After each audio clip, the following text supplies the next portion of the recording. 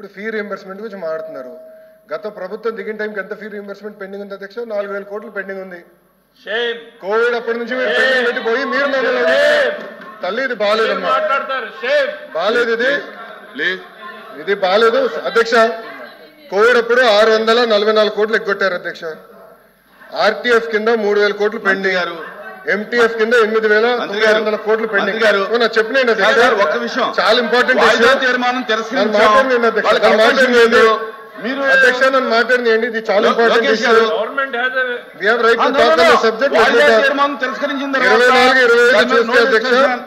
24-25 చూస్తే మన ప్రభుత్వం కూటమి ప్రభుత్వం వచ్చిన తర్వాత 1,200 కోట్లు రిలీజ్ చేశాం. పెండింగ్ ఉన్న 1,400 కోట్లు వచ్చే 3 నెలలు మేము రిలీజ్ చేస్తాం. మీరు 4,000 కోట్లు బకాయిలు పెట్టి మీరు మాట్లాడితే ఎట్లమ్మా? 4,000 crores 4,000 కోట్లు మీరు బకాయిలు పెట్టిపోయి మీరు మాట్లాడతారు 4,000 కోట్లు. కోవిడ్ 644 కోట్లు కోవిడ్ ఎప్పుడు బకాయిలు పెట్టారు స్వామి? బీఎస్సీలో మీరు రేజ్ చేశారా? నేను బొత్స గారిని సూటిగా ప్రశ్నించాను. బీఎస్సీలో మీరు రేజ్ చేశారా ఇష్యూ? బీఎస్సీలో మీరు ఇది ఇచ్చారా? మీరు బీఎస్సీలో కనీసం అడిగారా? మీరు అడిగారా సార్? సార్ బీఎస్సీ ఎజెండా మీరు పెద్దలు, మీరు సీనియర్ మోస్ట్ హౌస్ లో, ఫరూక్ గారి తర్వాత మీరే సీనియర్ మోస్ట్ హౌస్ లో. నేను మిమ్మల్ని కోరేది ఏంటంటే మీకు అంత ఇంట్రెస్ట్ ఉండుంటే మీరు కూర్చొని చైర్మన్ గారితో మాట్లాడి ఎజెండాలో పెట్టుంటే సమాధానం చెప్పినా మేము సిద్ధంగా ఉన్నాం. I have right sir. Sir LOP గారు ఐ హావ్ రైట్ సార్. నాకు హక్కులు లేవా హౌస్ లో?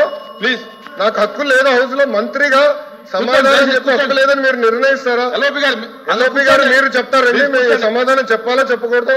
హౌస్ మీరు నడిపిస్తారా ఇక్కడ? How are you dictating terms to me boss? Sir ఇది బాగాలేదు, మీరు నాకు టర్మ్స్ డిక్టేట్ చేయకూడదు. మీరు సమాధానం ఎట్లా చెప్పారని మీరు అన్నారు. ఎట్లా సార్ బాగాలేదు సార్. సార్ నేను జూనియర్ మంత్రి, నా అండర్స్టాండ్. మీ అంత సీనియారిటీ నాకు లేదు. రూల్స్ నాకు తెలుసు. As a minister I have right to answer. I have right to answer. Rules లో I have right to answer sir. ఇది ఇరు వర్గాల వాదన. I have right to answer. మంత్రిగా దయచేసి బీఎస్సీలో తీసుకోండి మాట్లాడుకుని తప్ప. మీరు మంత్రిగా ఉన్నప్పుడు 4,000 కోట్లు బకాయిలు పెట్టిపోయి మీరు మమ్మల్ని అడిగితే ఎట్లా సార్? 4,000 crores పెండింగ్ పెట్టారు. మీరు మంత్రిగా